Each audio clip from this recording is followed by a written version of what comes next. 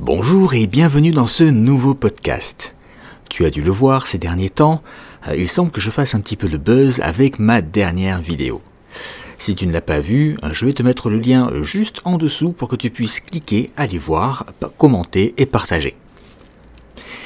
On m'a posé une question en commentaire sous cette vidéo et j'ai décidé d'y répondre par le biais de ce podcast. C'est une question qui pour moi est importante, en tout cas il est important que j'y apporte une réponse. Cette personne m'a demandé qui j'étais et quel est mon CV, quels sont mes diplômes pour m'improviser coach et pouvoir aider les gens dans leur business, etc. Je suis quand même, je ne vais pas dire choqué parce que je m'y attends, mais déçu que l'on base encore les compétences d'une personne, ses talents, sur la base de son CV et de ses diplômes. Je vais y raconter mon histoire brièvement et je vous laisserai seul juge de ma capacité à vous aider. Je vais démarrer mon histoire quand j'avais 16 ans. Je vivais à Tarbes dans les Pyrénées. Nous étions en famille avec ma mère puisque mon père, comme tu le sais, est parti dans une secte quand j'avais 18 mois et je n'ai plus jamais eu de nouvelles de sa part. À cette époque-là, ma mère sortait avec un type qui était violent et il est arrivé un soir où il l'a enfermée dans sa voiture, l'a tabassée pendant des heures et l'a laissée pour morte sur le trottoir devant chez nous. Elle a fini à l'hôpital avec plusieurs côtes brisées, le visage déformé et encore beaucoup d'autres choses. Dès qu'elle a été rétablie, nous avons dû fuir. Nous avons parcouru le pays, nous avons fait des centaines de kilomètres parce que ce malade, voulait tuer toute la famille. Donc, on a pris la décision de partir et de fuir pour rester en vie, tout simplement. De là, nous avons atterri à Bordeaux. J'ai terminé mes études dans l'électronique, je suis devenu électronicien et je n'ai pas passé mon bac parce que à la fin de ma première année de bac maintenance électronique audiovisuelle, je me suis rendu compte que je voulais pas passer mes journées à trimer, en réparant des autoradios, des machines à laver, en réparant des téléviseurs. À l'époque, c'était l'époque des tout premiers écrans plats et j'ai bossé dessus à l'époque. Mais c'était un truc qui me plaisait pas. Et puis pour être ingénieur, il fallait faire encore au moins 5 ans d'études. Et ça, pour moi, c'était inconcevable. Je ne pouvais pas passer encore des années à galérer, à me saigner, en me disant que peut-être, un jour, j'aurais un poste d'ingénieur. Et puis j'avais déjà cette envie d'entreprendre. Alors, à la fin de ma première année de bac, j'ai décidé d'arrêter et de repartir dans les Pyrénées. Après tout, c'est là où j'avais grandi, c'était chez moi. Et je n'allais pas laisser une personne m'empêcher de rentrer chez moi. Je suis donc rentré à Tarbes où j'ai réussi à trouver une maison en location, en tout cas le grenier d'une maison en location, en colocation. Et pas de chance, je me suis engagé avec la mauvaise personne, une personne qui n'a jamais payé son loyer, qui m'a laissé avec des dettes dans l'embarras et je me suis mis à squatter. Pourquoi? Parce que je n'avais plus de moyens, je n'avais plus de travail et il fallait bien que je dorme quelque part. J'ai passé plusieurs années, plusieurs hivers dans le froid des Pyrénées, avec un gros trou dans le plafond puisqu'un des Vélux était tombé. Et je peux vous dire que les hivers sont rudes et que j'ai connu des moments très difficiles. Je sais ce que c'est qu'avoir faim. Je sais ce que c'est qu'être malade. Je connais tout ça et je sais ce que c'est de ne pas avoir les moyens ni de se soigner, ni de pouvoir aller faire les courses pour pouvoir manger. Et je sais aussi ce que c'est que de voir des patrons refuser de vous embaucher parce que vous ne présentez pas bien. Suite à ça, donc, après ces années de squat, j'ai eu fait la rencontre d'une personne qui est ma copine aujourd'hui et la mère de mon fils. Et ses parents ont eu la gentillesse de m'accueillir chez eux. Et c'est à partir de là que les choses ont changé et que j'ai commencé à remonter la pente et doucement, à créer quelque chose. Bien sûr, ça n'a pas été facile. J'ai trouvé un travail, je suis monté à Bordeaux puisque c'est là qu'il y avait du travail et j'ai intégré une agence de télémarketing. Vous savez, tous ces gens qui vous appellent là au téléphone, qui veulent vous vendre des produits. Eh bien, j'ai fait partie de cette équipe, de cette grande équipe, puisqu'il y a beaucoup d'entreprises qui font ça. Et on m'a fait démarrer en faisant vendre des assurances d'essai par téléphone. Autant vous dire que le challenge était énorme et que je me retrouvais parfois avec des personnes malheureuses parce que leur conjoint venait de décéder. parce que ces personnes avaient le cancer et qu'elles voulaient laisser quelque chose à leur entourage, à leurs proches. Et mon superviseur, qui écoutait les appels, me disait « C'est pas grave, vends. Vends, le principal c'est de faire des contrats. » Alors que je savais très bien que les clauses d'exclusion de ce contrat faisaient que, eh bien, elle ne serait pas couverte. Parce qu'en ayant souscrit à un contrat en sachant qu'elle était malade, eh bien, l'assurance aurait sauté. En 3 mois, je suis devenu moi-même superviseur et j'ai eu ma propre équipe. Équipe dans laquelle a été intégré Jean-Eudes, qui est aujourd'hui mon bras droit à l'agence et qui était mon meilleur vendeur à l'époque. Nous avons battu un record européen de vente avec le numéro 2 mondial en assurance, et pas en assurance d'essai, je vous rassure, avec une assurance bien plus intéressante, en tout cas bien plus éthique. Voyant que le management là-bas se faisait à l'ancienne, puisqu'il fallait hurler sur l'équipe, si on ne hurlait pas sur l'équipe, c'est qu'on n'était pas un bon manager, c'est qu'on ne les motivait pas assez, eh bien j'ai décidé de partir. Il y a eu un creux, avec des petits boulots, et puis j'ai repris mes études en infographie 3D dans le jeu vidéo. J'ai toujours rêvé de travailler dans le jeu vidéo, et ce que je voulais, c'était juste travailler sur les cinématiques dans ces jeux vidéo. Parce que, à l'époque où j'ai découvert le jeu vidéo, je jouais à Final Fantasy, et les plus belles récompenses pour moi, c'était ces moments cinématiques, ces belles cinématiques, ces beaux moments de cinéma en 3D qui me récompensaient et que j'appréciais tellement. Et je voulais que d'autres personnes regardent mon travail et rêvent comme moi je rêvais à l'époque, et que ces personnes aient la même lueur dans leur regard.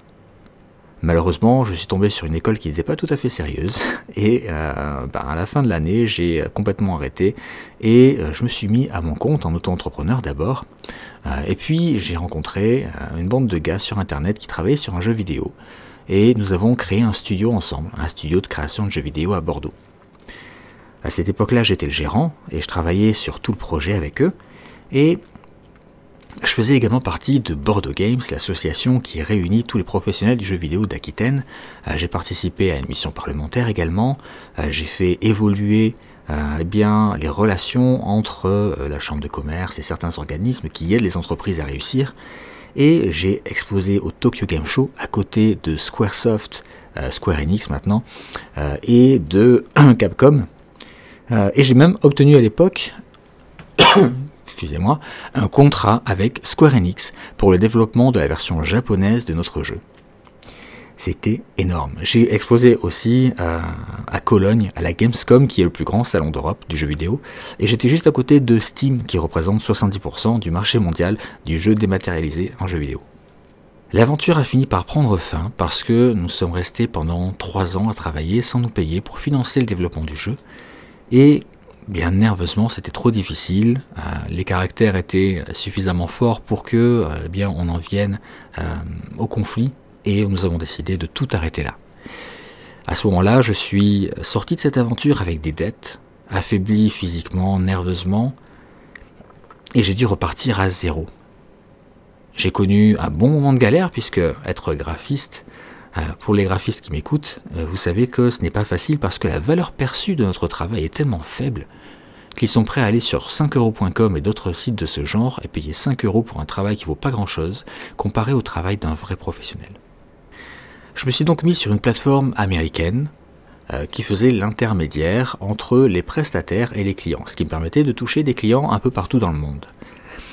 À cette époque-là, je facturais 10 $ de l'heure. Vous enlevez la commission du site, la conversion en euros et ce que vous êtes censé payer en charge comme auto-entrepreneur, et vous voyez ce que je gagnais à l'heure. Et je n'avais pas beaucoup de contrats. Et j'ai eu la chance de rencontrer une personne qui m'a fait découvrir le milieu de l'infopreneuriat, qui m'a engagé en tant que monteur vidéo au départ, et qui petit à petit m'a fait monter en compétences et m'a permis d'obtenir beaucoup de connaissances, de prendre des responsabilités et de travailler sur des lancements de produits. Le tout premier lancement de produit, il m'a jeté à l'eau direct. C'était sur le lancement d'Alex Ross à l'époque, et je ne savais même pas ce que je devais faire. J'étais en panique j'ai fait tout mon possible, et au final, mon premier lancement s'est passé. D'autres sont arrivés, il y a eu Laurent Chenot, David G, beaucoup d'autres, et puis j'ai gagné de plus en plus de compétences, de notoriété, de connaissances, d'assurance. Et j'ai fini par prendre mon envol, travailler seul, avec comme premier client Roger Lannoy, pour qui j'étais l'affiliate manager, Roger que j'adore. Et j'ai fini par, il y a un an, un peu plus d'un an, créer l'agence We've Done, où j'ai embauché Jean-Eudes en CDI, que j'avais rencontré à l'époque. Et maintenant, ça fait un petit peu plus d'un an, et j'ai embauché 3 personnes de plus le mois dernier, dont Laure, que j'ai validé ce soir en CDI. J'ai mis fin à sa période d'essai. Et l'aventure continue. Alors ce n'est pas toujours facile, bien entendu. La notoriété est là, le succès est là, j'ai une grosse influence sur le milieu. J'ai une belle audience, dont toi qui m'écoutes. Et je te remercie pour ça. Je te remercie de me suivre, de m'écouter, de partager mon travail. Et parfois même d'investir dans mes programmes, ce qui me permet de continuer. Et cette fois, avec cette vidéo, que tu as peut-être vue, ou que tu verras plus tard, j'ai fait un buzz qui m'a permis de voir un petit peu quels étaient les retours des personnes par rapport à mon image et à ce que je représente. J'ai eu beaucoup d'images de soutien, de personnes qui ont ri en regardant cette vidéo, et si tu me suis, tu sais que j'aime bien mettre un petit peu d'humour dans ce que je fais, et je pense que les choses passent bien mieux quand on utilise l'humour pour les faire passer. Et il y a également eu des haters ou des gens qui n'étaient pas d'accord avec moi et qui sont venus commenter, et je les remercie aussi. Je vous remercie, vous qui n'êtes pas d'accord et qui commentez. C'est mieux quand les commentaires sont constructifs et quand vous placez vos arguments, ce qui nous permet de répondre ou au moins de comprendre votre avis. Mais quel que soit votre commentaire, eh bien sachez que je vous kiffe aussi. Vous devez savoir que si on ne prend pas position sur un sujet, si on ne montre pas qui on est, si on ne se dévoile pas, eh bien on ne peut pas gagner plus d'audience, plus de notoriété. Et avoir plus de fans. Voilà, donc pourquoi aujourd'hui je suis compétent pour être coach? Pourquoi aujourd'hui je suis compétent pour faire ce que je fais?